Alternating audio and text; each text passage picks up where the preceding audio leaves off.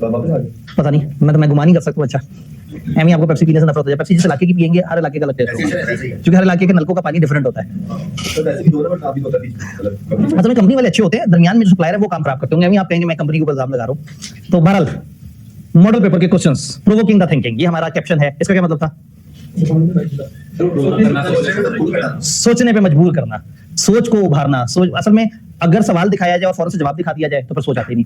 एक सवाल देख के मैं जल्दी से जल्दी कमेंट्री कर दूं तो भी मजा नहीं आता। सवाल आप देखें, दिमागों को दौड़ाएं, अच्छी तरह से सोचें, जोश और खरोश से जवाब दें, इन्वॉल्व हो और फिर सोचें कि अगर ये मैंने अकेले करना है तो क्या मेरे जहन में वो सारे आइडियाज आएंगे जो बाकियों के जहन में आ रहे हैं, और अगर बाकियों के जहन में आ रहा है तो मेरे जहन में क्यों नहीं आया। तो चूंकि करिकुलम में बड़ा छोटा सा, सिलेबस उतना बड़ा है नहीं, तो यहाँ भाई के अपने अगर खेलना है तो रट्टे पे तो वो खेलने वाला नहीं है। वो चाहेगा कि आपको थोड़े से वेग से सिनेरियो देके और आपसे कमेंट्री करवा ली जाए और ये देख ले कि आप सस्टेनेबिलिटी की रूह को कितना समझे।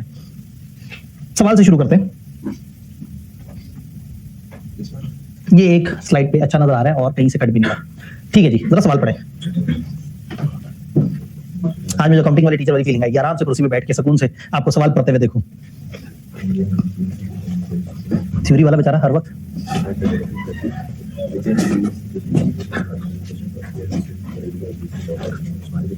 और कम आवाज से भी पढ़ जा सकते। तो पेपर में तो वो आपको नकल करने पे बार बार पकड़ लेते होंगे। सर मैं गैप भी ना, मेरे दोस्त बड़े आते हैं, उनसे पूछते थे पबजी जो आता है। तो फाइनल वाले आपको क्या लग रहा है? बहुत हैप्पी है। जब आप ऊंची आवाज में बोलेंगे तो सारे बेचारे परेशान होंगे, लेकिन चले ठीक है, सस्टेनेबल नहीं है ये ज्यादा सोशली।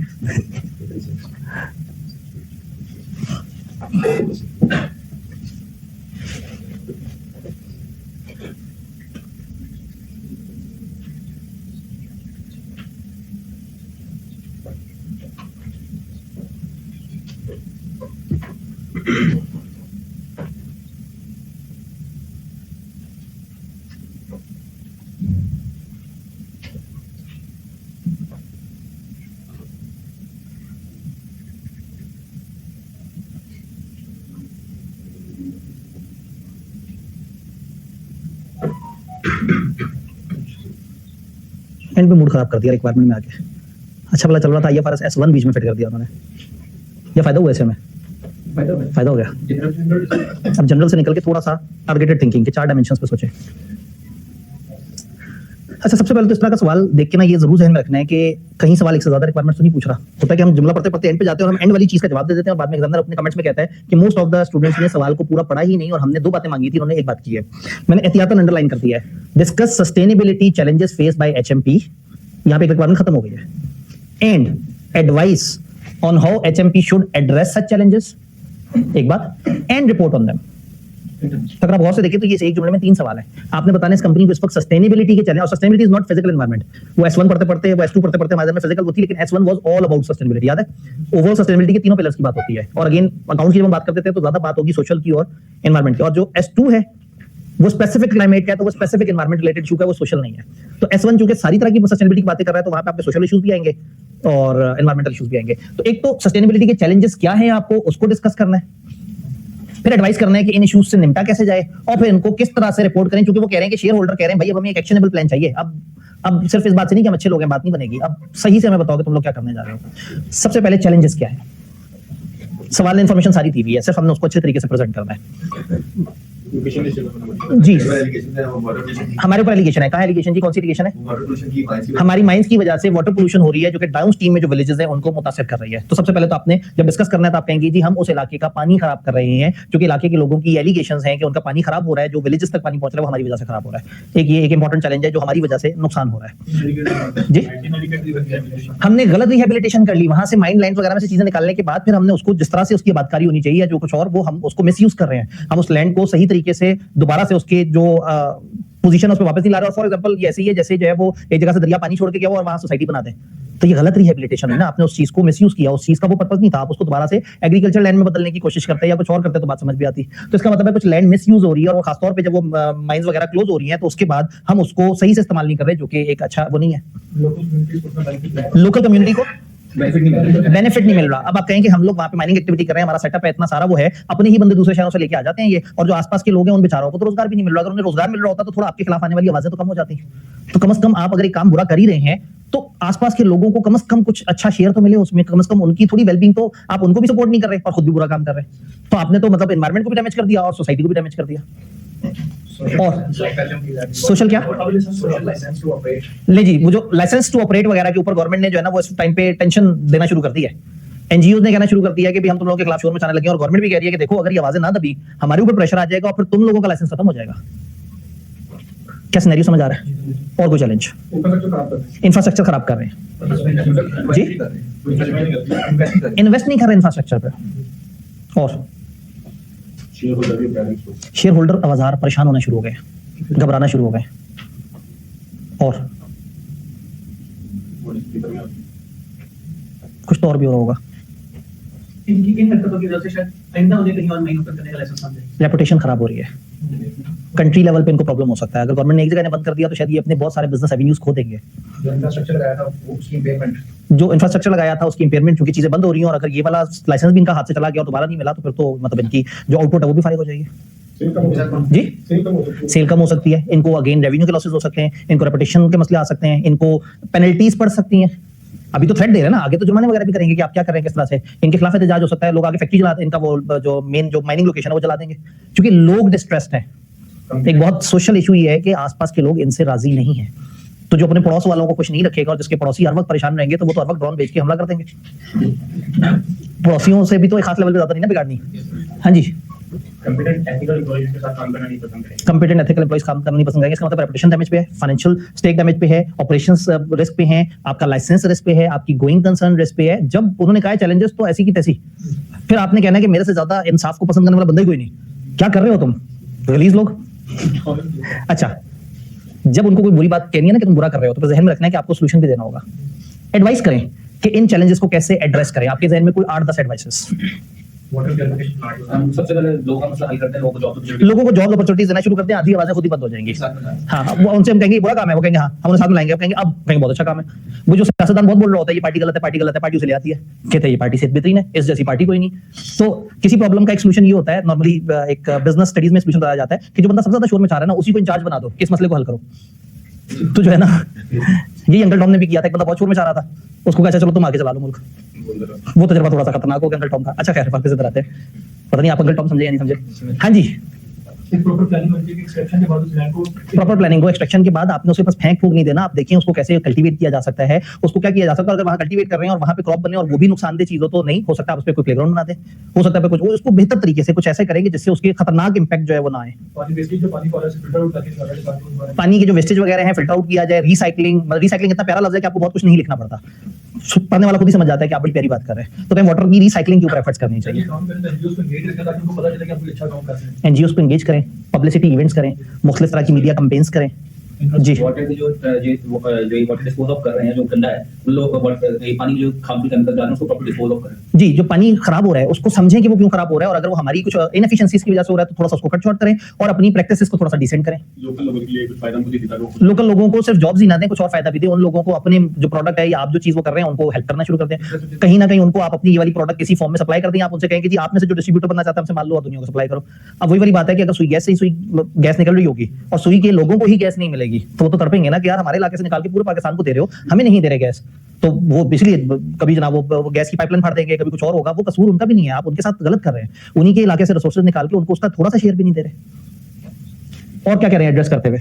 रेगुलेटरी अरेंजमेंट्स होने चाहिए ताकि अगर सोशल लाइसेंस जो अभी मार्केट पे है अगर ये बंद किया जाता है तो जिनके साथ कॉन्ट्रैक्ट्स हुए हैं वहां से पेनल्टीज वगैरह ना। कितनी खतरनाक बात कर दी कि हमने तो ये सोचा ही नहीं कि अगर हमारा एकदम से लाइसेंस बंद हो जाए और हमने 15 लोगों से डील की हुई है तो उधर हमें पता नहीं कितनी पेनल्टी पड़ जाएगी। तो हमें बैकअप प्लान्स बनाने पड़ेंगे, अल्टरनेट प्लान बनाने पड़ेंगे। हम अपने जो वो हैं डिस्ट्रीब्यूटर्स हैं और हमारे जो डाउनस्ट्रीम वाले लोग हैं उनके साथ नेगोशिएट करना होगा और उन्हें बताना होगा कि ये एक हम ऐसी एनवायरनमेंट में है जिस एनवायरनमेंट में चैलेंजेस हैं, तो ऐसे में अगर हम डिस्टर्ब हो तो फिर फोर्स मेजॉर क्लॉज डालनी पड़ेगी। सर पहला तो ये लग रहा है कि स्टेक होल्डर का इंटरेस्ट ज्यादा हो रहा है। तो अगर रेगुलरली इनको बार-बार रिपोर्ट्स दी जाए, बार-बार चीजों के सामने आए तो फिर इन्होंने कहा ये लग रहा है कि शेयर होल्डर सोचना शुरू हो गए हैं, तो एक बड़ा प्यारा सा लफ्ज है हम स्टेक होल्डर्स की एंगेजमेंट्स पे काम करें। अगेन क्या होगा, बहुत सारी चीजें पढ़ के बहुत सारे सवालों को देखने के बाद ना आपको कुछ कीवर्ड्स ऐसे पता लग जाएंगे। जैसे वाटर रिसाइकलिंग पे काम करें, आपको बहुत सारे जुमले बच गए, एक लाइन में आपने बहुत प्यारी बात भी कर दी। तो स्टेक होल्डर्स की एंगेजमेंट्स पे काम करें। मोस्ट प्रोबब्ली अगले वीक हम स्टेक होल्डर्स और सस्टेनेबिलिटी के ऊपर और सस्टेनेबिलिटी में कौन कौन सी अथॉरिटीज आ रही हैं उनके ऊपर डिस्कस करके वो जो हमारा वो जो 5वां वीक है उसे क्लोज करके हम कम से कम अपना सस्टेनेबिलिटी में खास लेवल पे आ गए होंगे। फिर हम वो लिखने वाला काम भी करेंगे इंशाल्लाह। वापस इधर आते हैं, और कोई सोल्यूशन अगर है? डिपार्टमेंट्स को कम्युनिकेट करें, अच्छे रिजल्ट बनाएं और उनके साथ साथ बातचीत करें, हिरार्की बनाएं, चेक एंड बैलेंस रखें, कंट्रोल्स वगैरह पे काम करें। इंटरेस्ट की कोई सैलरी में जमा करते जी डायरेक्टर की सैलरी डायरेक्टर्स की सैलरी के इंसेंटिव उसके साथ लिंक कर दें अब and report on them in terms of requirement of. अब IFRS S1 के तहत इन चीजों पे रिपोर्ट कैसे करें। आप S1 के चीते आप लोग सामने मौजूद है, गवर्नेंस में बताया उन्हें कि हमारी गवर्निंग ये बॉडी है, ये इस तरह से सोचती है और उसके नीचे ये लोग हैं, उनकी स्किल और ये इस तरह से बातें। देन अपनी स्ट्रेटेजी, ये जो अभी आपने सोल्यूशन बताए हैं, हम कहीं जो सोल्यूशन हम लोगों ने इसमें डिस्कस किए हैं, ये सोल्यूशन हम अपने स्टेक होल्डर्स के साथ शेयर करें और उनको इस तरह से करके बातें बताएं। अगेन आपको स्ट्रेटेजी के कंपोनेंट पता है, डिपेंड करता है टाइम कितना है, नंबर कितने और आप कितना खेलने के मूड में बैठे, आपने पीछे कितना लिखा है। नंबर देख के पहले लगा था 15 नंबर के, हो भाई मैं 15 नंबर में क्या लिखूंगा, और अब आपका कलम रुक नहीं रहा। दिस इज द गेम कि आपको ब्रेक लगानी पड़ेगी, नहीं यार ज्यादा हो गया, ना कि सोचेंगे लिखना क्या है। हाँ, अगर मैं ये हरकत ना करता अंडरलाइन वाली, तो जुमले को पढ़ते सस्टेनेबिलिटी चैलेंजेस जो फेस हो रहे हैं उनको कैसे एड्रेस करें और कैसे रिपोर्ट करें। तो अगर मैं इसको एक ही टोन में जवाब दे रहा होता तो मेरी बस हो गई होती है 1.5 सफे में। लेकिन जब मैंने चैलेंजेस को अलग से डील कर लिया, फिर उनके सॉल्यूशंस को अलग से डील कर लिया। अब सॉल्यूशन को डील करते हुए मैंने एक डेट लाइन का पॉइंटर बनाया, बुलेट्स बनाते गए। हमारे पास पोर्टल पे बड़ा अच्छा ऑप्शन मौजूद है, उसको बुलेट्स में बड़ा प्यारा सजाया भी जा सकता है। अब तो हमें स्पेल का भी मसला नहीं है, बाकी सारी चीजें, सारा काम तो पोर्टल कर रहा है हमारे लिए। आइडिया है ना, पोर्टल की वीडियो भी आपसे शेयर नहीं हुई। तो आप में से अगर कुछ लोगों ने अभी तक पोर्टल यूज नहीं किया तो वो ये जो ICAP का पोर्टल है इसमें बहुत सारे बिल्ट इन टूल्स भी मौजूद होते हैं, जिसमें मेरे जैसे बंदे का तो फेवरेट स्पेल चेक है। हाँ जी, पक्की बात है, फिर सोच लें, फिर सोच लें। डबल रीड करके आ जाती है ऑप्शन उसकी इसके रखने के लिए। तो और क्या चाहिए, मतलब आप एंड पे एक F7 दबाने वाला ऑप्शन नहीं, मतलब कहने का मतलब है कि आपको अगर कुछ बता दे कि आपने गलत लफ्ज लिखा है तो क्या ये इतना काफी नहीं है। बहुत अच्छी पता चली है। वो अब नहीं पता लगता, तेजी से बंदा लिखते लिखते आगे बढ़ रहा होता है, वो तो एग्जामिनर को पता लगता है कि हम लिख के क्या गए थे। तो अगर वो फौरन से एक लाइन लगा दे, वो आपको बता दे, अलर्ट कर दे और हम उसको रिप्लेस करने की ऑप्शन आ जाए। खैर वापस इधर आते हैं। तो आपने क्या किया, सॉल्यूशंस बताए और अब आपने S1 के मुताबिक उसकी रिपोर्टिंग करते हुए, अब ये आपको समझ आ गया था मैं ऑलरेडी इतना पेट भर चुका हूं, तो अब मेरे पास गवर्नेंस में 2-3 लाइनें लिख दूं, स्ट्रेटजी में 4-5 लाइनें लिख दूं, फलाना में 2-3 लिख दूं, इधर लिख दूं तो काम चल जाएगा। तो स्ट्रेटजी में हमने बात की, रिस्क मैनेजमेंट में क्या करें हम बताएंगे लोगों को कि हम लोग मुख्तलिफ तरह के जो तरह के रिस्क होते हैं हम उनको किस तरह से देखते हैं और उसमें अगर लोगों के साथ बुरा हो रहा होता है तो हम उसको बेहतर करने के लिए कंट्रोल्स वगैरह पे काम करते हैं। हल्की फुल्की डिस्कशन करती, मैट्रिसेस, टारगेट्स। हम लोग किसी में कंट्रीब्यूशन करने की कर रहे हैं, हमारा अपने काम। अब अगेन सवाल ने हमें कोई न्यूमेरिकल डाटा तो दिया नहीं, तो अब आप भी क्वालिटेटिव बात करें कि हम कहेंगे कि हम आज इतना वाटर जाया कर रहे हैं, आज ये कर रहे हैं, आज ये कर रहे हैं, ये कर रहे हैं, और हमारे फ्यूचर के टारगेट्स हैं कि हम 10% वाटर की पोल्यूशन या 20% वाटर की पोल्यूशन कम कर देंगे, हम अपनी जॉब्स का 30% लोकल कम्युनिटी को दें। तो अब आप खुद ही से कुछ रफ से स्टैट ऐसे बनाएं जिसमें बहुत ज्यादा मैथ इस्तेमाल ना हो रही हो, लेकिन आप कम से कम उसको कुछ न्यूमेरिकल फॉर्म में जरूर दिखाएं। सिर्फ इंग्लिश की बात ना हो, उसके अंदर कुछ न्यूमेरिकल चीजें भी ऐड हो जाए। हमको टेक्निकल इंस्टीट्यूट बनाए, उस इलाके के लिए ऐसा काम करें कि वहां के लोग वो टेक्निकल एजुकेशन लें, जिसके बाद हमारे इस वाले काम में वो शामिल हो सके। हम आजकल के लिए थोड़ी आए हैं, हम तो पता नहीं कितने साल के लिए यहाँ बैठे हुए, तो जब हम इतने अरसे के लिए यहाँ पे बैठे हैं तो व्हाई नॉट कि हम इसी कम्युनिटी को ट्रेन करके यहीं से पढ़े लिखे लोग निकाल लें। सस्टेनेबिलिटी हमेशा लॉन्ग रन में हमें भी फायदा देता है, शॉर्ट रन में लग रहा होता है कि हमारा खर्चा लगा है। तो सोचें आप पेपर में बैठे हो और ये 15 नंबर का सवाल हो, एज्यूमिंग कि जो आपने सोचा वो अच्छा लिख दिया, तो कितने नंबर लिए जा सकते हैं इसमें? क्लास में मौजूद मेजॉरिटी लोग 10 नंबर तो आराम से ले सकते हैं। जिसको बहुत अच्छी समझ आई होगी और काफी कुछ लिख दिया होगा वो 12 तक भी पहुंच जाएगा, और जिसने लिखा भी बड़ा कमाल होगा वो फिर 14 तक भी पहुंच जाएगा। 15 थोड़ा सा जो है ना वो थ्योरेटिकल में इतने बड़े सवाल में पूरे नंबर जो है ना वो थोड़ा सा जरा मुश्किल काम है। लेकिन एक बात समझ आ गई कि एक जनरल अंडरस्टैंडिंग थी हमारी और एक हमारी S1 की अंडरस्टैंडिंग थी। हम ब्लैंक नहीं बैठे हुए, उसने आपको एक सिचुएशन दी तो मजा आया खेलने का कि हमने सस्टेनेबिलिटी की बात भी कर दी। अब जो एड्रेस कर रहे हैं तो एड्रेस करते भी कहीं ना कहीं हमने जितनी सारे दिनों से डिस्कशन कर रहे थे वो हमारे काम आई। तो मैं एक चीज जिसका मैं बार बार जिक्र कर रहा हूं कि सस्टेनेबिलिटी इज नॉट, मतलब कई दफा क्या होता है कि जी एक चीज चल रही होती है कि एक बंदा अचानक से बैठा हुआ सवाल पूछता है सर ये चीज क्या है, तो पता लग जाता है वो पिछले दिन मौजूद नहीं था। कम से कम लेक्चर्स पूरे लेने हैं, फ्लो में लेने हैं, क्योंकि मेरी असम्पशन ये है कि मैं हर दिन पीछे वाले जो बेस है उससे आगे की बात कर रहा हूं। अगर आपने बीच में एक सेशन में फॉर एग्जांपल जिसका स्कोप 1, 2, 3 मिस हो गया, वो तो बार बार गंदे गंदे मुंह बना के देख रहा है ना कि वो क्या बात चल रही है।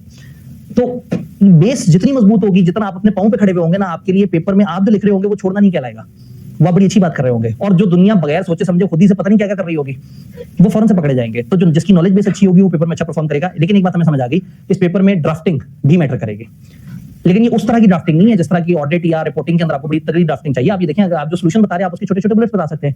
आप जो चैलेंजेस बता रहे हैं आप चैलेंज की हेडिंग देके उसके ऊपर 2-3 लाइनों में सवाल में से डाटा लेके भी वो कर सकते हैं। तो शायद बहुत अच्छा टेंस आपको नहीं चाहिए, शायद बहुत अच्छा आपको मतलब टोन नहीं चाहिए, लेकिन शायद एक अच्छा फॉर्मेट चाहिए। सवाल की रिक्वायरमेंट समझ के आंसर को 3-4 हिस्सों में डिवाइड करके जब आप लिख रहे होंगे और टू द पॉइंट नपी की बात कर रहे होंगे, जब 15 नंबर और आपके पास इतना कुछ है, तो आई बिलीव कि आप 5-6 रिस्कों के ऊपर थोड़ी थोड़ी सी डिस्कशन कर दें, 6-7 छोटे छोटे से सॉल्यूशंस देते हैं, और फिर आप उन चारों कैटेगरीज के अंदर 3-3, 4-4 लाइनें लिख दें। तो आपने ऑलरेडी इतनी सारी बात कर दी है कि आपका आंसर बड़ा डिसेंट हो गया है, टू द पॉइंट है, आपने इधर उधर की गप्पी नहीं मारी है, और वो एग्जामिनर के लिए ज्यादा एक्सेप्टेबल भी है। Typing speed 40 words per minute कम से कम होनी चाहिए, और यहां तक पहुंचने के लिए आपको सिर्फ 7 दिन चाहिए होते हैं, 1-1 घंटा पर डे प्रैक्टिस बस। बहुत सारे टाइपिंग ट्यूटर्स अवेलेबल होते हैं। मैंने एक लिस्ट अपने पास बना के एक फॉर्मेट में रखी हुई है। मैं नॉर्मली ईमेल पे लोगों को शेयर भी कर देता हूँ। मुझे मौका मिलता है तो मैं आपके सामने स्क्रीन पे उनके नाम भी शेयर कर दूंगा कि 4-5 इस तरह के टाइपिंग ट्यूटर है जो ऑनलाइन है, फ्री हैं। आप उनको जब उन सॉफ्टवेयर को या उन टूल्स को लेके चलते हैं, कुछ वेब बेस्ड हैं, कुछ सॉफ्टवेयर है जो सिस्टम पे ऐड हो जाते हैं। जो वेब बेस्ड भी हैं, आप वहां जाते हैं तो वो आपको एक इंटरफेस में ले जाते हैं और आपको प्रैक्टिस कराते हैं। सबसे पहले वो कहते हैं कि जो मिडिल रो है इसमें आपने वो करना है ASDF पे, इस तरह से 4 उंगलियां, JK LP की 3 उंगलियां। और फिर क्या करेंगे, वो आपको एक दिन सिर्फ इसी रो के सिर्फ इन्हीं कैरेक्टर्स की मुख्तलिफ प्रैक्टिस कराते रहेंगे। पैराग्राफ इन वर्ड्स की कॉम्बिनेशन क्या होंगे, लेटर्स पर आप यूज कर रहे होंगे। 1 घंटे तक जब आप ऐसे कर रहे होंगे तो उसके बाद आपको मतलब गैर महसूस तरीके से जब भी आपने कहीं जे लिखना होगा तो आपकी उंगली चल पड़ेगी, आपको अंदाजा होगा कि हाँ जे इस जगह पे होता है। अगले दिन क्या होगा, वो इसके साथ G और H जो है उसके ऊपर आपको बताएंगे कि वो किस तरह से है। अगले दिन वाली में ऊपर वाली रो ऐड हो जाएगी, उससे अगले दिन नीचे वाली रो ऐड हो जाएगी और 1 घंटे तक वो प्रैक्टिस कराते रहेंगे अपने इंटरफेस पे। तो by the end of 1 week 1-1 घंटा पर डे आप 40 वर्ड्स पर मिनट से ऊपर मौजूद होंगे। प्रॉब्लम ये है कि हम हर 1 हफ्ते के लिए 1 घंटा पर डे निकालने के लिए तैयार नहीं है और फिर पेपर में जाके फिर देख देख के टाइपिंग कर रहे होंगे, फिर आवाज हो रहे होंगे। ये देखिए, आप जितना सोच रहे थे ना, आइडियली आपका दिमाग जब चल रहा है तो आपका हाथ साथ साथ चल रहा हो, रादर देन कि आपका दिमाग ज्यादातर तो ये देख रहा हो कि मैं कौन सा लेटर टाइप करूंगा, फिर वो सामने स्क्रीन पे देखे कि क्या वही टाइप हुआ या मैंने गलत कर दिया था। तो यहां से मार खाई ना तो फिर बड़ा दुख होगा। टाइपिंग कोई बहुत मुश्किल साइंस नहीं है, ना कोई बहुत मुश्किल स्किल है, और आप लोगों की टाइपिंग बाय डिफॉल्ट अच्छी है, लेकिन वो लैपटॉप देख के टाइप करने की। अगर आप बगैर देखे टाइप करने से उलझते हैं तो कोई बात नहीं, आप देख के टाइप करने की भी स्किल पे काम कर सकते हैं, but 40 words per minute minimum आपकी हो तो फिर मैं मानूंगा कि आप पेपर में अच्छा परफॉर्म करेंगे। तो ऐसे में मतलब वो बहुत सारे इस तरह से टाइपिंग ट्यूटर्स भी मौजूद हैं और मुझे अगर कोई बंदा याद करा दे तो मैं ग्रुप में उनकी लिस्ट भी दे दूंगा और वो मतलब उनमें से किसी भी एक, क्योंकि तकरीबन सारे एक ही पैटर्न पे चल रहे होते हैं, उन्होंने आपको स्टेप बाय स्टेप ये जो 3 रोज होती हैं इन पे प्रैक्टिस करानी होती है, फिर वो नंबर्स की और फिर वो जो स्पेशल कैरेक्टर्स हैं आपको शायद उतनी ज्यादा प्रैक्टिस की जरूरत नहीं है। आपकी ये 3 रोज की प्रैक्टिस हो गई तो फिर क्या होगा, वो आपको पूरे पैराग्राफ दे रहे होंगे प्रैक्टिस के लिए, बस आपने कम से कम जो 1 घंटे का उनका सेशन है 7 दिन तक वो करना जरूर है। जी, एक चीज है आईकैप हमें पहले से चीज कंफर्म करेगा, हम अपना सिस्टम अलाउड करेंगे, हम वहां पे जाकर उनके कीबोर्ड। अब अगेन इन्होंने कहा कि आईकैप हमें हमारा सिस्टम लाने की इजाजत देगा या वो अपना सिस्टम दे रहे होंगे। जिन पेपरों में बच्चे कम होते हैं, आईकैप अपने ही पास कंडक्ट करके एग्जाम और लोगों से कहते हैं अपने अपने लैपटॉप ले आओ। MSc 1 2 वगैरह में उसने 2-3 दफे ऐसे किया, बच्चों से अपने लैपटॉप ले आओ, क्या वो गड्डी तू ले आते पेट्रोल में पाबंदियां वो इस तरह से करके, तो वो उसने कहा जी अपने लैपटॉप ले आओ, बिजली इंटरनेट हम देंगे, लैपटॉप आप लेके आना। कॉर्पोरेट लॉ जमाने में बच्चे बड़े कम अपीयर होते थे, आईकैप ने उसमें ऐसे किया था। फिर अब आईकैप आहिस्ता आहिस्ता उस तरह की तरफ जा रहा है क्योंकि एक्सटर्नल लोग आए, वो आके प्रैक्टिस करें, मतलब वो आके पूरा निजाम बनाए। आईकैप अपने सेंटर में या किसी भी और सेंटर में आपको अलाउ करे कि आप आए, तो वहां पे पहले से रखे हुए सिस्टम होंगे। अब वही वाली बात है कि अगर आप कहेंगे मेरा अपने लैपटॉप पर तो हाथ साफ है, लेकिन वहां जाऊंगा तो पता नहीं क्या होगा। यकीन करें उनके भी ए के साथ वाला लेटर एस होगा और उसके साथ डी होगा, और सिर्फ फर्क ये होगा कि थोड़ी सी उलझन होगी। ये 5 मिनट के अंदर वो उलझन खत्म हो जाएगी। लैपटॉप टू लैपटॉप भी वेरी करता है, कुछ लैपटॉप लोग टाइपिंग करें टक टक टक की आवाज आ रही होती है, कुछ बिल्कुल चिप चिप से, वो बिल्कुल ही वो हल्का सा ऐसे टच किया और वो टाइप। ये उलझने हैं, इसमें कोई शक नहीं है कि उलझने हैं, लेकिन ये शायद 5 मिनट की उलझन है। इस 5 मिनट की उलझन के चक्कर में अपने कॉन्फिडेंस को मत डाउन होने देने कि मेरा अपना लैपटॉप होता तो मैंने आतंक मचा देनी थी। अपने तौर पे एहतियातन एक एक्सटर्नल जो कीबोर्ड होता है, जो कि वो बड़े साइज का कीबोर्ड होता है, थोड़ी सी उसके ऊपर भी मतलब कभी कभार उसके ऊपर भी टाइपिंग कर लिया करेंगे। अगर आपको पेपर में अचानक से उस तरह का जी, अब अगेन आप अगर एक कीबोर्ड USB से लगा हुआ, वो जो USB का कीबोर्ड है जिस पे आपका हाथ सेट है, अगर आप उसके साथ अपनी बड़ी अच्छी दोस्ती कर लेते हैं तो आप उस दिन अपना कीबोर्ड वहां ले जाएं, उनसे कहेंगे ये USB हमने लगानी है इसकी। ये बड़ी ना हैप्पी चीज होती है, एक तो स्कूल से इकट्ठे होके या तो टक टक मारना स्टार्ट कर। हाँ नहीं वैसे ही है, ये उलझन होगी, लेकिन ये उलझन 5 मिनट की है, इतनी बड़ी उलझन नहीं है जितना हम सोच रहे हैं।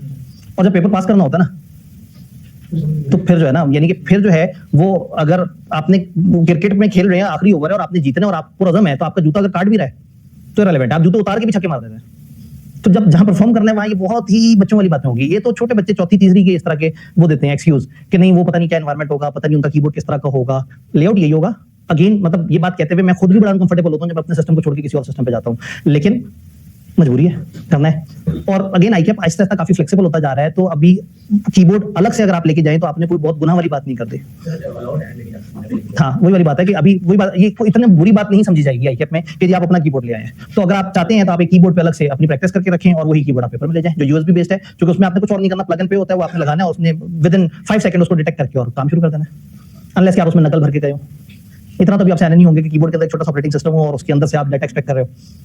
नहीं सोच रहे हैं लेकिन अच्छा पॉसिबल है। दुनिया ने शुरू में बड़े बड़े काम किए हैं। शुरू में तो आईकैप के इंटरफेस पे बड़ा कुछ ओपन भी हो जाता था, लोगों ने तो सिस्टम को ऐसे ऐसे डॉज दिए हैं, वो एरोप्लेन मोड चला चला के जो है वो अपने पेपर का टाइम डिले किया है। पेपर के वो क्वेश्चन पेपर को आगे पीछे करते हैं, टाइम फ्रीज हो जाता था। ठीक है, वो अभी भी हो जाता था। अभी वो वही वाली बात है कि जब आईकैप पहले अपना सिस्टम इतना स्ट्रॉन्ग कर लेगा कि वहां पे लाइट की रफ्तार से पेज चेंज हो रहा होगा, तो फिर वो आपके ये वाले सारे मामले पीसी हमारे होंगे या नहीं होंगे, ये डिपेंड करता है। इसलिए ना मतलब this is too early to say. ICAP ना बहुत ज्यादा चीजों में आउटसोर्सिंग की तरफ आ गया। कैफ की 1-2 चीजें उन्होंने ब्रिटिश काउंसिल को आउटसोर्स कर दी हैं। तो हो सकता है आप जब पेपर देने जाए तब तक आईकैप और ज्यादा इंप्रूव हो चुका हो, क्योंकि अब 3 महीने नहीं ना 6 महीने बाद वाला जो पेपर है, तो बड़ा टाइम आईकैप के पास। तो हो सकता है आपका जो है ना, हो सकता है आईकैप पे आप अपने ही घर बैठ के पेपर दे दो, अपने ऑफिस बैठ के पेपर दे दो। असल में कि अभी तक बच्चे उतने ज्यादा थे नहीं, फाइनल में लोग भागे हुए थे। अब जब ये बच्चे आए हैं ना 24 घंटे वाले स्टूडेंट, अब एकदम से एक बड़ी आवाम हमला करेगी, जब ज्यादा लोग आएंगे तो फिर अब आईकैप को उसके हिसाब से अरेंजमेंट करने पड़ेंगे। अभी तक तो चल रहा था उनका बताना कि एमएसए 1-2 में कॉर्पोरेट लॉ में तो उन्होंने कहा था अपने लैपटॉप लेके आ जाओ, बिजली और अब वो हम दे देंगे, इंटरनेट चल जाएगा काम। जी अब अगेन वही वाली बात है कि इसलिए कि कॉर्पोरेट लॉ में कहा ना, कॉर्पोरेट लॉ में से 1-2 में बच्चे कम थे, फिर अब उन्होंने चीजों को थोड़ा सा और स्केल करना शुरू किया, लेकिन वो वर्सेस ये जो इतनी बड़ी आवाम जाएगी उसमें फर्क है। यानी इस दफा व्हाट आई सी इसके कम से कम 3 गुना बच्चे बढ़ जाएंगे जो अपीयर हो रहे होंगे, क्योंकि हमारे पास अब वो फ्रेश बच्चे आ रहे हैं जो शौकीन है पेपर देने के। ये वाला पेपर तो तकरीबन हर चीज देने वाला बहुत पुरानी मामले ऐसे ही है, तो इसलिए ना मतलब इस वक्त कुछ एक्सपेक्टेशन मत बिल्ड करें। आईकैप कुछ ना कुछ जो भी क्लैरिफिकेशन होगा, जो उसका प्लान होगा वो बता देगा कि इस पेपर को लेकर उनका क्या प्लान है। मेरा बस दिल ये है कि ओपन बुक कर दें इसे। जी क्या बात समझ आई भाई? कुछ पूछना चाह रहे हैं फिर अगले सवाल पे चलते हैं। जी बात ये कि स्टैंडर्ड भी तो है ना, तो स्टैंडर्ड भी कहीं ना कहीं कुछ ना कुछ हेल्प तो कर ही सकते हैं जिसको समझ आए। चलो अच्छा, ये मैंने इसी में सुना, मुझे खुद भी मेरे साथ हुआ है ना वैसे कैसे ना कि वो क्या कहते हैं आप घर पे बैठ के पेपर दो। अब जिस बंदा घर पे बैठ कर उसकी तो बहुत आसान है, चैट जीपीटी में दूसरे फोन खोल कर बैठ। ठीक है, इन्होंने जैसे एसीसी कहता है घर में बैठ के पेपर दे दो, रिसेंटली एसीसी ने उसको रोल बैक कर दिया, उन्हें समझ आ गया सबसे ज्यादा पाकिस्तान से ही गलत प्रैक्टिसेस जा रही थी, अच्छा मतलब तो वो कह रहे हैं कि ये जो देसी है ना ये जो है ना एथिकली साउंड नहीं है, तो उन्होंने रोल बैक ही कर दिया। जी डिस्कशन में हम लोग अल्टीमेट लिंकेज फाइनेंशियल्स की कर सकते हैं, काफी फैक्टर की सोशल और इकोनॉमिक एनवायरमेंट की। जी बिल्कुल। अब अगेन इकोनॉमिक की लिंकिंग तो हमने ओवरऑल जो बात की है या जब हमने चैलेंजेस पे बात की है, जब आप रिपोर्ट कर रहे हैं तो आप ये जो सोशल और इनको कैसे लिंक करेंगे? अगर आप गौर से देखें तो हम सोशल और एनवायरमेंटल की तो बात कर रहे हैं। जब हम लोग चैलेंजेस डिस्कस कर जी, रहे जी। हैं उसमें सिर्फ फाइनेंशियल इंपैक्ट की बात करेंगे बस। नहीं ऐसा नहीं है, आप सस्टेनेबिलिटी के चैलेंजेस की बात कर रहे हैं ना। अभी आप देखें, नोटिफिकेशन में तो बन गया, उसके बाद तो लिंक तो बना के डिस्कस करना है। नहीं असल में बात ये है कि आपने सस्टेनेबिलिटी चैलेंजेस अलग से डील किया और फिर सॉल्यूशंस अलग से डील किया। उन्होंने ये नहीं कहा था कि चैलेंज बाय चैलेंज मुझे सॉल्यूशन बताओ, तो आपने चैलेंजेस अलग से बता दिए और फिर सॉल्यूशंस में मैंने कहा कि एक आपने 6-8 लाइनों की एक ओवरऑल बात कर दी कि वाटर की रिसाइक्लिंग पे काम करें, फलाना काम करें, फलाना। अगर वो कहते हैं identify different challenges and for each challenge बताओ कि क्या होगा, तो जवाब का पैटर्न और बदल जाता। सर लेकिन लिखा तो ये बना एड्रेस सच चैलेंजेस, सर चैलेंजेस साथ तो लिख सकते हैं, चैलेंजेस बताएं और उनके सॉल्यूशंस, मतलब चैलेंजेस बताएं क्या है और फिर बताएं उन चैलेंजेस को आप कैसे सॉल्व करेंगे। साथ तो लिख सकते हैं। लिख सकते हैं लेकिन रिक्वायर्ड नहीं है। लेकिन जिस सवाल में वो कहेगा आइडेंटिफाई चैलेंज और फॉर ईच चैलेंज आप उसका प्लान दें, तो अब अगर आप जनरल लिखेंगे तो उन्हें बुरा लगेगा। जी आइडेंटिफाई चैलेंज, सस्टेनेबिलिटी चैलेंज तो चैलेंज लिस्ट डाउन करते हैं। ठीक है। डिस्कस सस्टेनेबिलिटी चैलेंज, लेकिन चैलेंज उसको आगे एक्सप्लेन जी बिल्कुल ऐसे ही। डिस्कस का मतलब ये है कि आपने चैलेंज की हेडिंग दी और उसको आगे आगे इनके इंपैक्ट लिखेंगे ना, इसी वजह से ये होगा, इसी वजह से ये होगा। हाँ अगेन मतलब आप बता रहे हैं कि सस्टेनेबिलिटी चैलेंज क्या है, आपने कहा वाटर पोल्यूशन, ये हेडिंग है, और लिखेंगे इनकी फैक्ट्रियों की वजह से या इनकी ऑपरेशंस की वजह से जो वाटर है उसके अंदर केमिकल मिक्स हो रहे हैं जिससे ये पानी खराब हो रहा है। तो वो इतनी डिस्क्रिप्शन है और फाइनेंशियल इंपैक्ट वगैरह उसमें नहीं है। सस्टेनेबिलिटी के चैलेंजेस है, फाइनेंशियल इंपैक्ट थोड़ा बहुत आ सकता है लेकिन इकोनॉमिक, एनवायरमेंट, सोशल तीनों तरह। अगेन जरूरी नहीं कि हम तीनों कैटेगरीज में डिवाइड करें, हमें जब उन्होंने सस्टेनेबिलिटी बोल दिया तो हम ओपन हो गए, हम उन दोनों तीनों डायमेंशन में से किसी भी जगह पे जो सवाल ने बताया उसमें खेल सकते हैं। तो 15 नंबर का सवाल हम यहाँ पे थे कि हमें सवाल में नंबर कितने लेंगे। इस वक्त क्लास में मौजूद कोई भी बंदा ये तो नहीं सोच रहा कि उसके 5 नंबर भी नहीं आएंगे, 10 मिनट तो इसका मतलब कम से कम अगर आप पासिंग मार्क्स से ऊपर सोच रहे हैं तो ये बड़ी अच्छी बात है, हम इस काबिल तो हो गए हैं। एक और सवाल देखते हैं, 7 और 7 14 नंबर सवाल इज ऑल योर्स। एक दफा पढ़ें जरा इसे।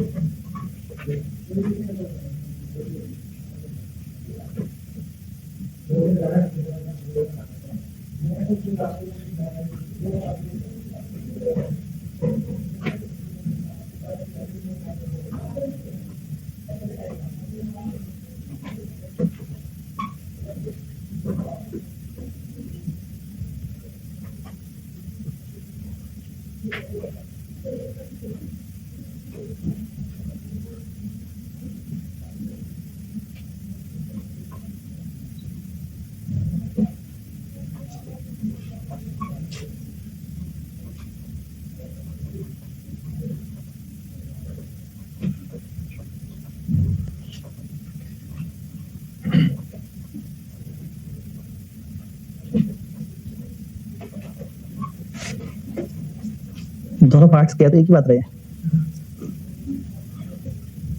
या फर्क है?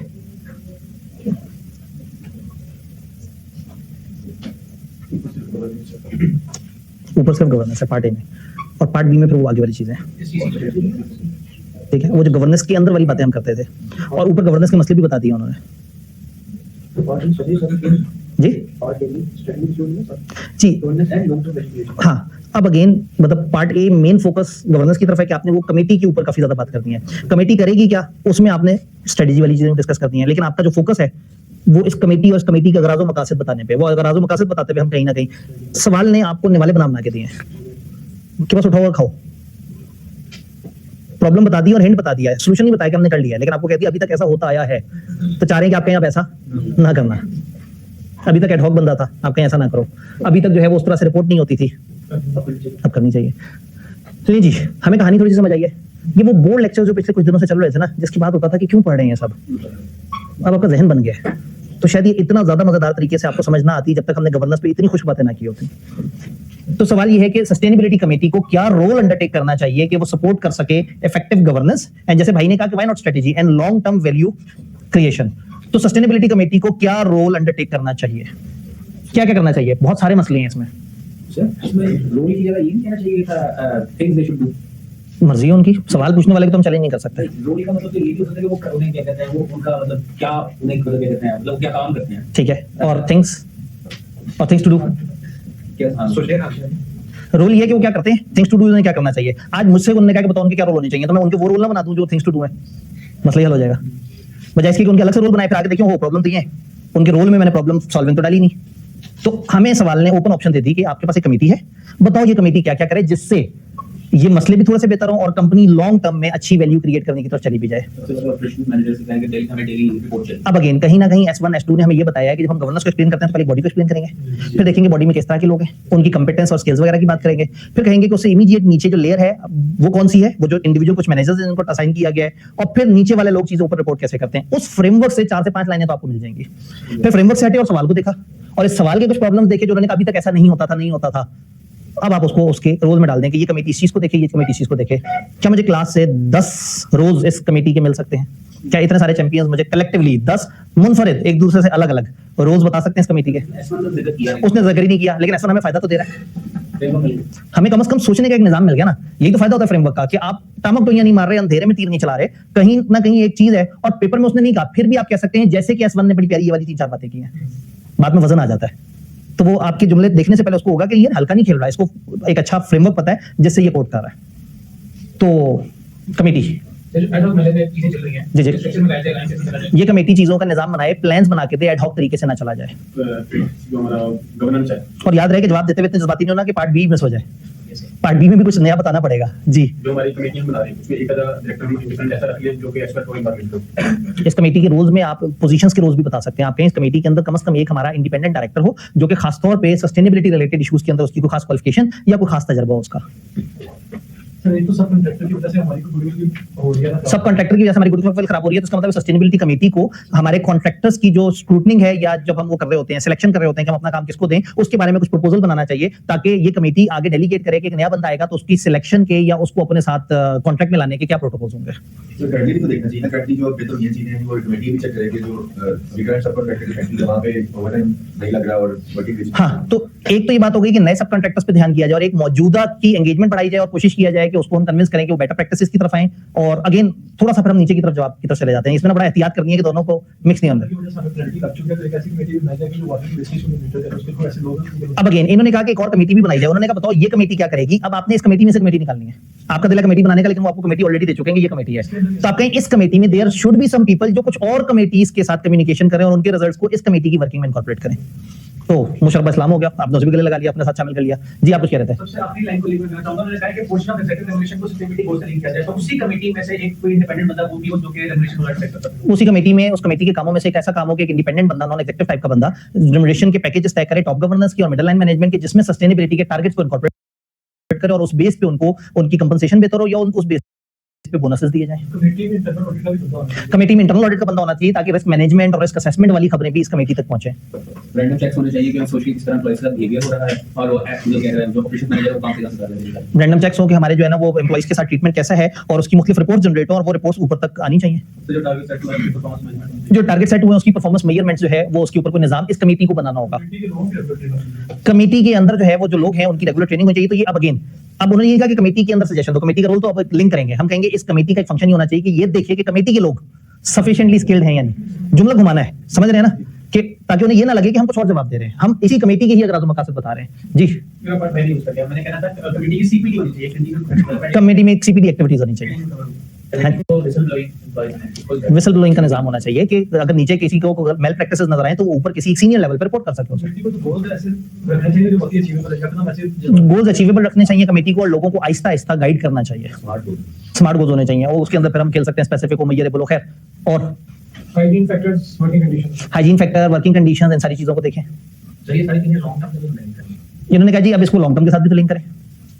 फिर डायरेक्टर्स को जो हमारे एग्जीक्यूटिव कमेटी है उनको कैंपेन दिया जाए कि इस टाइम तक हमने अपनी पेनल्टीज को जीरो करना है, मिनिमाइज करना है, वरना आपको बड़ी पेनल्टीज। ठीक है, यानी ये थोड़ा मुश्किल हो जाएगा लेकिन हम उसकी रेमुनरेशन के साथ, यानी उनको हम इसका वो ना करें, इसका एक होता है ना वरदान और एक होता है शराब जो है ना, ठीक है, तो आप उन्हें शराब ना दें लेकिन उनको वरदान दे दें, उनको जो है ना अच्छाई की तरफ वो करें। ये नहीं उनसे कहेंगे कि अगर आपने इसको ना मीट किया तो फिर आपकी जो अगले बोनसेस हैं, आपकी जो अगली ग्रोथ्स हैं वो रुक जाएंगी, लेकिन उस पर पेनलाइज करना जो है वो थोड़ा सा मुश्किल हो जाएगा, वरना फिर लोग भागना शुरू हो जाएंगे। ये सस्टेनेबिलिटी कमेटी है और हम टेक्सटाइल कपड़े बनाते हैं। ठीक है, लॉन्ग टर्म वैल्यू में हम कहते हैं कि कपड़े जो है वो सस्टेनेबल मटेरियल है या रॉ मटेरियल।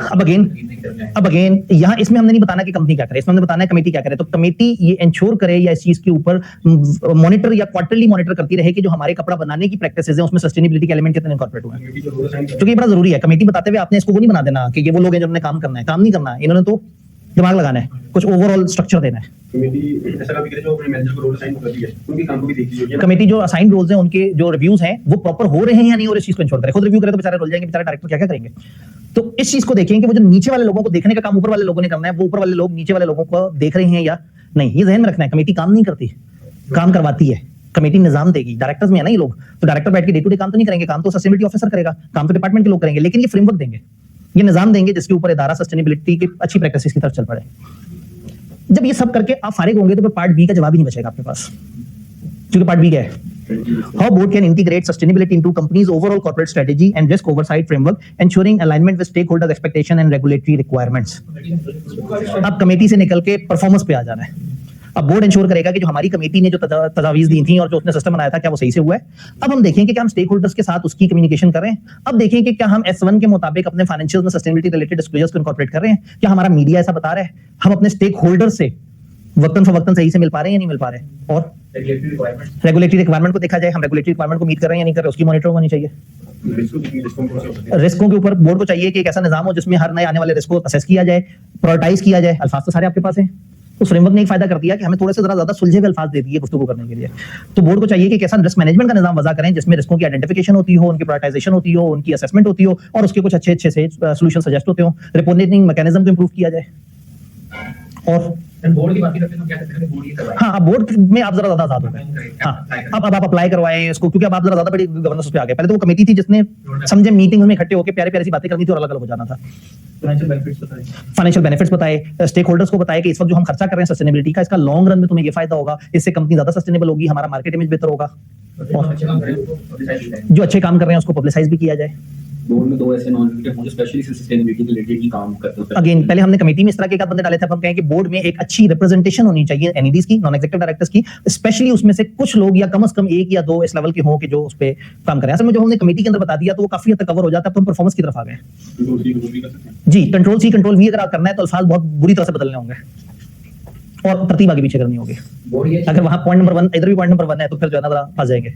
बोर्ड ये चीज देखे क्या है कि जो हमने सस्टेनेबिलिटी का एलिमेंट थ्रेशोल्ड टारगेट सेट किया था, कंपटीटर के मुकाबले में क्या हम उसे ज्यादा अचीव कर रहे हैं या कम। ठीक है, अपने टारगेट्स और मैट्रिसेस को चेक किया जाए, अपने जो लॉन्ग टर्म स्ट्रेटेजी सोची थी उसकी ऑनगोइंग मॉनिटरिंग की जाए। तो कंपनी कुछ अच्छे काम करे, जो चल रहा है उसको वो करे। इसमें एक कॉन्सेप्ट होता है PDCA, plan do check act. आप प्लान करते हैं, फिर वो काम करते हैं, फिर चेक करते हैं सही हुआ या नहीं, और फिर रेमेडियल मेजर्स लेते हैं कि गलती कहाँ रही। तो ये PDCA एक कॉमन फिनोमेना है जो कहीं भी फिट किया जा सकता है कि आपने एक अच्छे तरीके से प्लान करना है, फिर उस काम को एग्जीक्यूट करना है, फिर देखना है कि अच्छा एग्जीक्यूट हुआ या नहीं हुआ, और फिर इंप्रूवमेंट्स करनी है। एक स्टूडेंट भी अपने उसमें कर सकता है कि भाई तैयारी कैसे करनी है, पहले प्लान करना है, भाई मैं इस तरह से इन दिनों में यूं पढ़ूंगा, फिर अगला स्टेप क्या है, पढ़ना है, फिर तीसरा स्टेप है कि देखना है कि जो सोचा था वैसे ही पढ़ रहा हूँ, पता लगा नहीं वैसा नहीं पढ़ा, तो अब रेमेडियल मेजर्स लेने हैं और फिर दोबारा से PDCA चल पड़ेगा कि बाद रिवाइज प्लान बनाएंगे, रिवाइज डूइंग करेंगे, फिर से चेक करेंगे, फिर से तो इस तरह की कोई चीज बीच में आप अगर ध्यान में रखेंगे तो जवाब लिखते हुए, इसका मतलब है कि सस्टेनेबिलिटी के जवाब लिखते हुए हमारे पास कुछ ऐसा मवाद हो जिससे हमें अच्छे आंसर लिखने का मौका मिल जाए और ऐसा ना लगे कि हम गप मार रहे हैं। तो इसमें कितने, इस 7 में से कितने नंबर लेते हैं? उन्होंने कहा इस तरह से तो 6 आ जाएंगे। अभी ये नहीं ना पता कि आप लिख कैसा रहे हैं, अभी तो हवाई बात चल रही है ना। ये जो नेक्स्ट वीक के बाद एक दफा जरा रिटन असेसमेंट होगी, उसमें देखेंगे कि आप जो बोल रहे हैं वो आप लिख भी रहे हैं या नहीं, और बोल तो सब रहे हैं, लिखना तो कल लेकिन सबका फायदा पता है क्या होता है कि ये भाई हमेशा जब भी प्रॉब्लम का सॉल्यूशन देते हैं तो उनके जहन में हमेशा आता है कि एम्प्लॉय लेवल पे क्या होना चाहिए। ये भाई जब भी सोचते हैं तो ये सोचते हैं कि टॉप गवर्नेंस क्या करे। ये भाई हमेशा रेगुलेटरी अथॉरिटीज के बारे में सोच रहे होते हैं या आवाम के बारे में सोच रहे होते हैं। वो कहते हैं अकाउंट्स में क्या दिखाऊं। हर बंदा टिपिकली उसका फोकस एरिया होता है। तो जब हम क्लास में सबकी बात करते हैं और आपके जहन में अपने अलावा कुछ और लोगों के आइडियाज भी जाते हैं, तो पेपर में जब आप बैठे होते हैं तो आप सिर्फ माई सेल्फ नहीं होते, आपने कुछ नॉलेज इधर उधर से पकड़ा होता है। तो ये जो फिजिकल क्लास है ना, ये मतलब मेरा बड़ा ख्वाहिश थी और अल्लाह का शुक्र अभी तक चीजें चल रही हैं कि सस्टेनेबिलिटी में ज्यादा लोग रहें। इसलिए क्या होता है, सवाल होता है तो मैं एक एक करके इस तरह से पूछना शुरू कर देता हूं ताकि जितने ज्यादा जवाब जितने ज्यादा लोग दें, अपना नॉलेज भी इंप्रूव होता है, सोचने की आदत से भी चीजें बेहतर होती हैं और दूसरों के जवाबों से एक डिफरेंट वे ऑफ थिंकिंग भी मिल जाता है। और फिर मैं उस सारों को सम अप करके इकट्ठे बताता हूं और अल्टीमेटली आपके पास किताब में या किसी भी जगह उसका सॉल्यूशन या जो राइट अप है वो तो मौजूद होता है। तो वो जो 4 बोर्ड से सवाल हमने देखे थे ना, जिससे हमें बड़ी उलझन हुई थी, उसने हमारा दिमाग ओपन कर दिया। अब हमसे गवर्नेंस जैसी फजूल खुश्क बात पे इतनी लंबी डिस्कशन करा लो, आप कोई 20 नंबर का सवाल भी दे देना, आपने फिर भी ले लेना है, क्योंकि गवर्नेंस की गेम समझ आ गई आपको। तो क्या ये सवाल समझ आया? सवाल तो मेरे पास और भी है, देखते हैं। कोई बात नहीं, हो सकता है दरमियान में हम कहें कि अच्छा अब आप थक गए होमवर्क, और कल हमने देर तक बैठने की बात की थी, भाई ने अच्छा याद कराया। और आज चाय किस लिए थी जी? वो नींद ना आए वो इसलिए थी। अच्छा, ये सवाल जो है ना थोड़ा ज्यादा बड़ा है, ये यहां तक चल रहा है तो उसके बाद यहां तक जा रहा है, लेकिन है 25 नंबर का सवाल।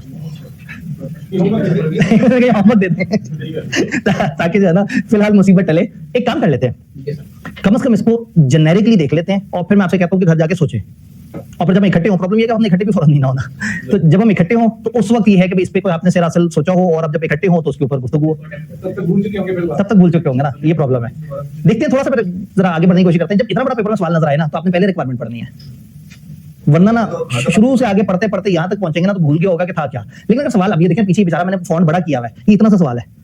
अब इतने से सवाल में तो कम से कम एक दफा जरा सवाल को, कोई बात नहीं नीचे पहुंचकर भूल भी जाए तो दोबारा पढ़ना आसान है। लेकिन ये भाई साहब को जब आपने दोबारा बहुत गौर से पढ़ना शुरू किया तो परेशानी होगी। पढ़ना तो हमने बार-बार है, लेकिन पहली दफा पढ़ने से पहले एक रफ आइडिया हो कि सवाल पढ़ते हुए व्हाट टू एक्सपेक्ट है। सवाल क्या?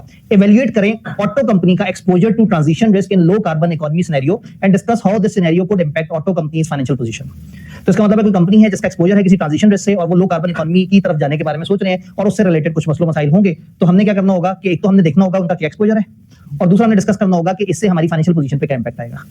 पार्ट बी, एक at Auto's advisor, as auto company's advisor, recommends strategic step that auto company should take to respond to risk it is exposed, and reporting step that the company should take to respond to and meet IFRS S2 disclosure requirement। आपने कहा revise तो गले लगा ले, part A छोड़ दे से मुराद है part A की जगह छोड़ के। अब तो वो मसला ही नहीं है कि सफा कितना खाली छोड़ना है, अब तो डायरेक्ट क्लिक ही पार्ट बी पे किया, जो सामने समझ आ गया। अब ऐसा सवाल जो हमें थोड़ा सा फ्रेमवर्क भी दे दे, ज्यादा आसान है कि हमारे पास आधा मवाद तो फ्रेमवर्क से आ जाएगा। तो क्या कह रहे हैं, एज एडवाइजर बताओ क्या स्ट्रेटेजिक स्टेप लेने चाहिए ताकि आप रिस्कों को रिस्पॉन्ड करें, एंड रिपोर्टिंग स्टेप जो कि इसके मुताबिक हो। इसका मतलब इसके मुताबिक रिपोर्टिंग स्टेप बताने हैं, लेकिन एक और रिक्वायरमेंट भी है, स्ट्रेटेजिक स्टेप्स क्या होंगे। मैंने आपसे कहा है कि आपने रिक्वायरमेंट को ध्यान से पढ़ना है। हो सकता है 2 बातें हो, आप एक बात पकड़ के और सारी एनर्जी उसके ऊपर लगा दें, तो 13 नंबर एक बात के लिए ज्यादा लगते हैं। लेकिन अगर आपने स्ट्रेटेजिक स्टेप्स भी बताने और रिपोर्टिंग की भी अच्छी बातें इसके मुताबिक बतानी है, तो आपके पास क्वेश्चन आ गया कि भाई एक 6 नंबर का होगा।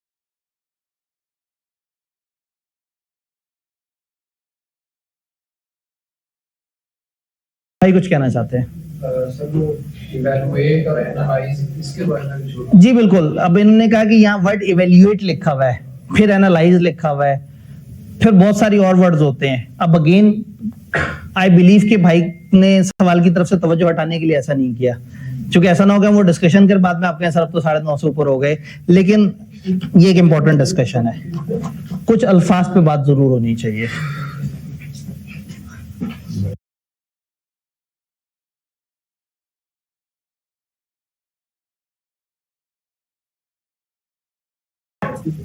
सारे बच्चों ने उन साहब को तहसीन की नजर से देखा और कहा शाबाश, तुम्हारे जैसे और लोग होने चाहिए जो सर को अपनी आतंकवादियत से रोक सकें।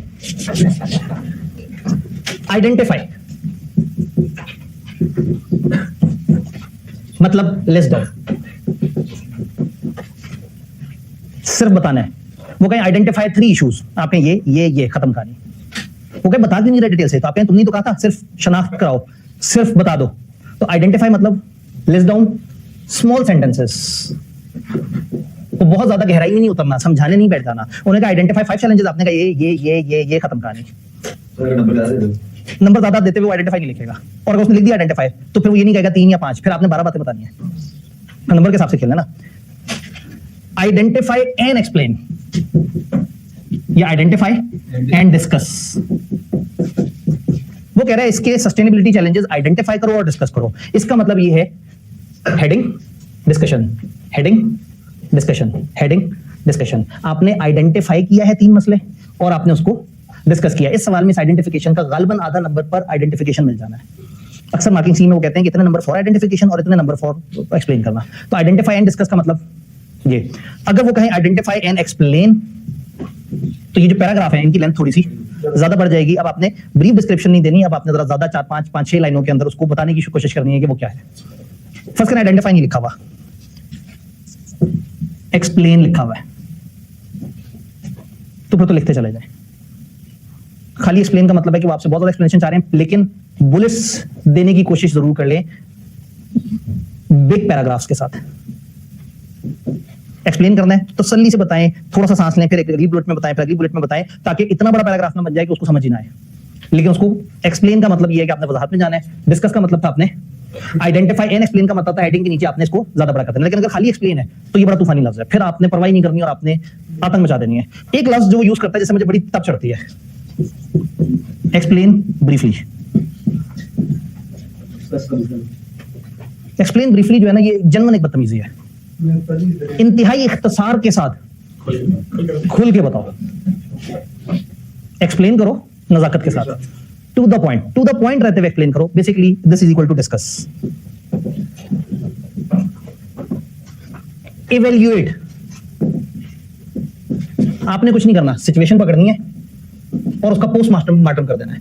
अगर मैं उसके स्पेलिंग सही लिख दूं, पोस्ट, इसमें कोई कहीं ना कहीं ऐसे करके ऊपर टुनटुना सा आता है, व्हाट्सएवर क्या होता है पोस्टमार्टम के स्पेलिंग? MORTEM, और ई के ऊपर टुनटुना होता होगा। ऐसे वाले भाई साहब भी होते हैं बीच में कोई। चले व्हाट्सएवर। इवेल्युएट का मतलब है उस सिचुएशन का तफसीली जायजा लो। अब आप कहेंगे, वो कहेंगे इवेल्युएट करो इस कंपनी के साथ क्या हो रहा है। आप फिर सिचुएशन के अंदर घुसेंगे और सिचुएशन की हर बात को तसल्ली से बताएंगे कि देखो यहाँ ये कर रहे थे, बुरा हुआ ना, अब ये तो खा जाएंगे ऐसे, अब ये देखो ये वाला चक्कर हो रहा है, ओए होए यहाँ पे तो ये मसला आ जाना है, यहाँ पे तो ये मसला आ जाना है। आपने उस सिनेरियो का पोस्टमार्टम किया और आप उस सिनेरियो के ऊपर अपने तबसरे कर रहे हैं। That is evaluate. अब अगेन ये जो तबसरा है ना, ये पास्ट पे है, पास्ट पे। उन्होंने कहा इस कंपनी ने ऐसा किया, इवेल्युएट करो। आपने बहुत गंदा किया, इस कंपनी ने ये प्रॉब्लम था, इस कंपनी के साथ ये था, अब इस कंपनी ने ये हुआ था, इस कंपनी के पानी का मसला था, इस कंपनी का वो बिजली का मसला था, ये लोगों को सैलरी नहीं देते थे। इवेल्युएट करते हुए बताएं कि उसमें क्या क्या मामला है। इन्होंने कहा जी अब हम फाइनेंशियल बीच में बात करें या ना करें, डिपेंड करता है उन्होंने कोई हिंट दिया या नहीं दिया। अगर उन्होंने हिंट नहीं भी दिया तो इवेल्युएट में जब आप पोस्टमार्टम कर रहे हैं और उसके अंदर लिखा हुआ है कि $3 लाख का नुकसान हुआ है, तो फिर कहें कि इस कंपनी ने ये गंदी बात की जिससे इसका $3 लाख का नुकसान हुआ है, जिससे इसकी गोइंग कंसर्न मुतासिर हो सकती है। तो अगर सवाल ने खुद से फाइनेंशियल दिए हुए हैं तो इवेल्युएट में अगर वो खाली खामोश है तो हमारे पास पोस्टमार्टम का मतलब ये है कि अगर आपने हर तरह से रिसर्च करनी है। अगर वो कहते हैं एनालाइज, अब आपने थोड़ा सा सिनेरियो एनालिसिस की तरफ चले जाना है, थोड़ा सा फ्यूचर की तरफ चले जाना है। एनालाइज करो, व्हाट इफ एनालिसिस, एनालाइज करो। एनालाइज करो ये क्या कर रहे हैं, आप क्या कर रहे हैं, तो तबाह हो जाएंगे। ये अगर यूं चलते रहे तो कंपनी तो बदनाम हो जाएगी, शेयर होल्डर तो इनके पास पैसे नहीं खर्चेंगे, लोग इनके पास। तो आज से फ्यूचर की तरफ ले जाए, क्योंकि अब आपने अंदाजा लगाना है, आपने एनालिसिस देना है कि आपको क्या इवेल्युएट में आप कहें ये देखो ये कर रहे हैं, एनालाइज करो, बहुत बुरा होने वाला है इनके साथ। इवेल्युएट करें, आपने पिछली दफा पेपर दिया, अपने आंसर स्क्रिप्ट को देख के इवेल्युएट करें। तो इवेल्युएट में आप कहेंगे मैंने ये गलती की थी, मैंने ये गलती की थी। अब मैं कहूंगा आप जरा एनालाइज करो, तो आप कहेंगे मैं आइंदा ये नहीं करूंगा, आइंदा ऐसे नहीं करूंगा, आइंदा ऐसे नहीं करूंगा। तो analyse is present plus future, what if analysis, scenario analysis. और इवेल्युएट जो हो चुका हुआ है उसको आपने बता देना है, इसमें रिकमेंडेशन नहीं दे रहे आप। लेकिन अगर वो कहें सजेस्ट, तो इसमें या तो खाली सॉल्यूशन या पीछे वाले दोनों ऐड हो सकते हैं, डिपेंडिंग अपॉन नंबर कितने हैं। कहीं ये कंपनी कुछ ऐसा कर रही है, सजेस्ट करो कैसे बेहतर करें। अब आप पहले इवैल्यूएट करेंगे, आप कहेंगे ये इन्होंने गलत किया जिससे इनको ये नुकसान हो सकता है, मेरा मशवरा ये है कि नहीं ये करना चाहिए।